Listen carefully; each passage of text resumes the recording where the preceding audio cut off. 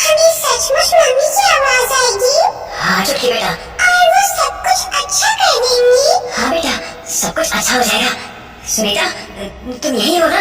तुम सुन सकते हो ना मुझे? हाँ भूषण जी, मैं आपको सुन सकती हूँ। देखो सुनीता, तुम्हारे जाने के बाद हमारा क्या हाल हो गया है। खाने को 2 वक्त की रोटी तक नहीं है चुटकी के पास। हमें तुम्हारी मदद चाहिए सुनीता। मैं चाहता हूँ तुम हमारी मदद कर सकती हो। करोगी ना? हाँ करूँगी ना, बिल्कुल करूँगी। पर बदले में आपको मुझे मेरी बेटी से मिलाना होगा। क्या? ये क्या बोल रही हो? मैं भला चुटकी को तुमसे कैसे मिला सकता हूँ? आपको ये काम करना ही होगा भूषण जी, वरना मैं आपकी मदद नहीं कर पाऊंगी। पर मैं करूँ कैसे? मैं चुटकी को कुएं के अंदर नहीं भेज सकता। अरे भूषण जी, चुटकी ना सही, पर उसके शरीर का कोई न कोई हिस्सा तो कुएं के अंदर आ सकता है ना? क्या? पर क्या? भूषण जी, आप चाहो तो इस कुएं के अंदर चुटकी का जरा सा खून भी गिरा सकते हो। मैं उतने में ही संतोष कर लूंगी। पापा, थोड़ी सी खून की ही तो बात है। अगर उसके बाद सब ठीक हो जाएगा तो अच्छा है ना? सुनीता, क्या उसके बाद सब कुछ ठीक हो जाएगा? हाँ भूषण जी, सब कुछ ठीक हो जाएगा। ठीक है फिर, चल चुटकी। भूषण जी, आपको परेशान होने की जरूरत नहीं है। अब आपकी सारी मुश्किलें दूर हो जाएंगी। इस बात को सुनकर दोनों बाप बेटी खुशी से झूम उठे और भागे भागे अपने घर तक आए। घर पहुंचते ही उन्हें अपने बरामदे पर सोने के सिक्कों से भरी पोटली मिली।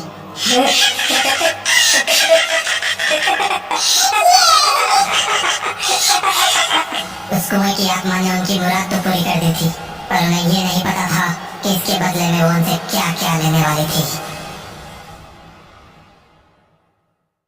उस रोज मैं और डब्बू घर में बैठकर चेस खेल रहे थे।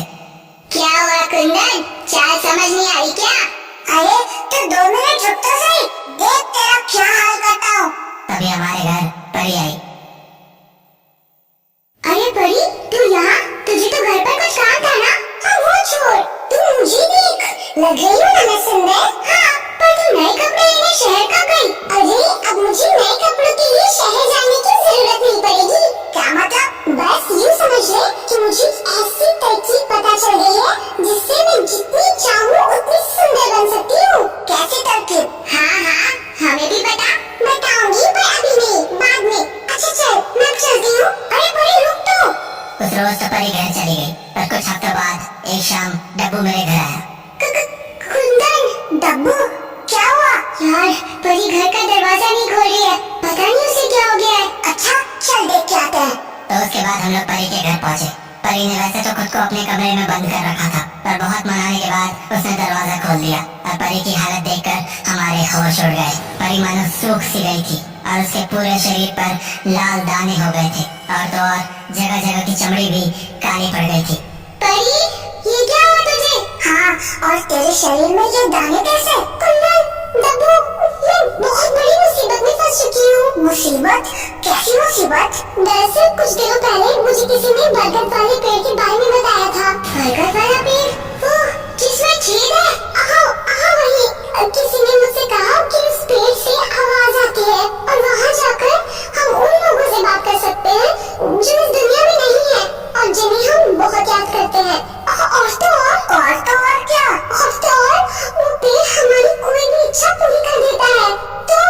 तो मैं भी वहाँ अपनी मम्मी से बात करने चली गई। तो तुमने बात की? हाँ, पर फिर जब मैंने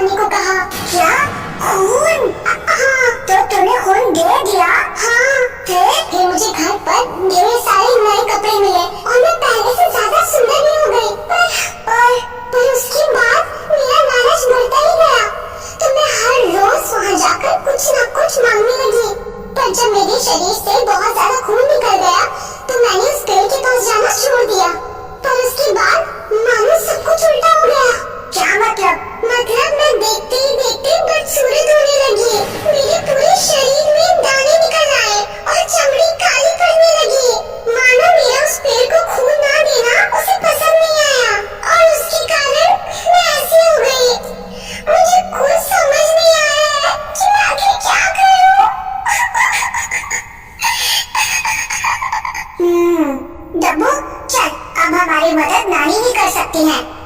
तो हम लोग नानी के पास चले गए और उन्हें परी की सारी कहानी बता दी। सब कुछ सुनने के बाद नानी बोली, समझ गई। नानी, उस पेड़ की क्या कहानी है? अरे पेड़ की कोई कहानी नहीं है, पर मैं तुम्हें एक दूसरी कहानी बताती हूँ। कौन सी कहानी नानी? एक कुएं की। कुछ साल पहले इस गांव के किसी आदमी को पैसों की बहुत जरूरत थी, तो एक रोज वो अपनी बेटी को लेकर एक रहस्यमयी कुएं के पास गया, जहाँ से वो अपनी मरी हुई पत्नी से बात करता था। जब उसने अपनी पत्नी से मदद मांगी, तो बदले में पत्नी ने उसकी बेटी का खून मांगा। जैसे ही उस आदमी ने अपनी बेटी का खून उस कुएं में टपकाया, उसके घर में सोने के सिक्कों से भरी पोटली आ गई। वो आदमी बहुत खुश था और देखते ही देखते उसका लालच बढ़ता गया और वो लगातार पैसों के लिए उस कुएं में अपनी बेटी का खून देने लगा। और देखते ही देखते उसकी बेटी कमजोर होती चली गई और फिर उसकी मौत हो गई। पर वो आदमी तब भी लालच में अंधा होकर पैसों के लिए उस कुएं में अपना खून देने लगा और कुछ ही दिनों में उसकी भी मौत हो गई। क्या? पर नानी, उसकी पत्नी ने ऐसा क्यों किया? क्या उस आदमी ने अपनी पत्नी के साथ कुछ बुरा किया था? क्या इसके पीछे भी कोई कहानी थी? अरे काहे की कहानी? उस कुएं में उसकी पत्नी की आत्मा थी ही नहीं, तो फिर उस कुएं में कौन था?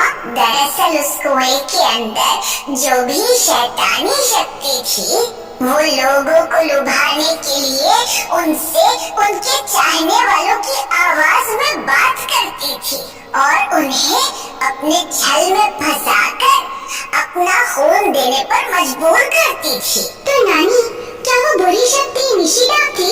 नहीं, उस बुरी शक्ति का नाम लोभासुर है। लोभासुर? हाँ, लोभासुर लोगों को लालच के जाल में फंसाता है और अगर एक बार किसी ने उसे अपना खून दे दिया, तो वो उस इंसान को लोभ के जाल में फंसाकर उसकी जान ले लेता है। पर नानी, इस कहानी का परी से क्या लेना देना? हाँ, परी तो कभी किसी कुएं के पास गई ही नहीं, उसने तो अपना खून उस पेड़ में डाला था। अरे वो पेड़ उस कुएं के ऊपर ही तो है। क्या मतलब परी अपना खून उस पेड़ के छेद से कुएं में डाल रही थी? हाँ, और नहीं तो क्या। जब गांव में ऐसे बहुत से हादसे होने लगे, तो सबने मिलकर उस कुएं को ढक दिया और वहाँ एक पेड़ लगा दिया। पर शायद लोभासुर ने अपने शिकार का एक नया तरीका निकाल लिया है। पर नानी, अब हम क्या करें? परी को कैसे बचाएं? परी को बचाने का एक ही तरीका है। तुम्हें लोभासुर के मुंह से परी का सारा खून खत्म करना होगा। क्या मतलब? मतलब ये कि जब तक लोभासुर के मुंह पर परी के खून का स्वाद रहेगा, वो उसका पीछा नहीं छोड़ेगा। तो तुम्हें उस कुएं के अंदर से परी का सारा खून निकालना होगा। पर नानी, हम कुएं के अंदर जाएंगे कैसे? वहाँ तो पेड़ है ना? लोभासुर आवाज को खोलने का वक्त आ चुका है। लोभासुर आवाज? वही जगह जहाँ से तुम्हें लोभासुर के मुख तक जाने का रास्ता मिलेगा। और साथ ही एक और जरूरी चीज भी देती हूँ, जो तुम लोग सही मौका देखकर इस्तेमाल कर लेना। तो नानी की बात मानकर हम लोग लोभासुर आवास में पहुंच गए और मशाल लेकर सीढ़ियों में उतर गए। नीचे पहुंचने पर हमने देखा कि वो रास्ता कुएं के अंदर खुल रहा था और नीचे कुएं में पानी की जगह ढेर सारा खून था और हमारे ठीक ऊपर पेड़ की जड़ें थी, जिसके बीच से थोड़ी सी रोशनी आ रही थी। हम लोग समझ गए कि वो रोशनी उसी छेद से आ रही थी जो उस पेड़ में था और परी का खून वहीं से टपक कर नीचे जमा हो रहा था। हम लोग उन जड़ों को देख ही रहे थे कि हमें एक आवाज आई। अरे डब्बू, कुंदन, तुम लोग आ गए। आवाज डब्बू की दादी की थी, जिनकी कुछ ही महीनों पहले मौत हो गई थी। तो दादी आप? डब्बू बेटा, कैसा है तू?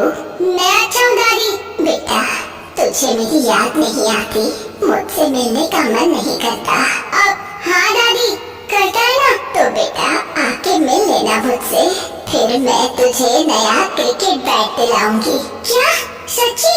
हाँ हाँ बेटा। पर मैं आपसे कैसे मिलूं दादी? अरे तू नीचे आ जाना, मैं नीचे ही तो हूँ। पर दादी मुझे डर लगता है। अच्छा तू एक काम कर, मुझे तू अपना थोड़ा सा खून दे दे, मैं तुझे वैसे ही मिल लूंगी। अच्छा, और उसके बाद आप मुझे बैट दिला दोगे? हाँ हाँ बिल्कुल। ठीक है दादी, मैं अपना खून एक बोतल में लेकर आया हूँ, अभी देता हूँ। उसके बाद डब्बू ने बैग से एक शीशे की बोतल निकाली और उसे नीचे कुएं में खाली कर दिया। और फिर उसने कहा, कुंदन अपनी मशाल नीचे फेंक। जैसे ही मैंने मशाल नीचे फेंकी, उस कुएं के नीचे का खून धू धू कर जलने लगा और एक अजीब सी चीख हर तरफ गूंज गई। उस चीख को सुनकर हम समझ गए कि नानी की विधि काम कर गई थी। दरअसल नानी ने हमें पहले ही बता दिया था कि लोभासुर हमें अपने जाल में फंसाने की कोशिश करेगा, और इसीलिए उन्होंने हमें पेट्रोल से भरी बोतल दे दी थी कुएं में पड़े परी के खून को जलाने के लिए। विधि पूरी करने के बाद हम भागे भागे परी के पास पहुंचे। परी तू ठीक है? डब्बू, कुंदन, पता नहीं क्या हुआ, पर मैं अचानक से बिल्कुल ठीक हो गई। देख मेरे चेहरे पर अब कोई दाग धब्बे भी नहीं है। ये सब कैसे हुआ? परी दरअसल तू लोभासुर की चाल में फंस गई थी। लोभासुर? हाँ, जिससे तू अपनी मम्मी समझकर बात कर रही थी, वो तेरी मम्मी नहीं बल्कि लोभासुर था, जो लोगों को लालच के जाल में फंसाकर उन्हें जान से मार डालता था। पर अब चिंता की कोई बात नहीं है, हमने उसे जड़ से खत्म कर दिया है। हाँ, लोभासुर की कहानी अब खत्म हो चुकी है।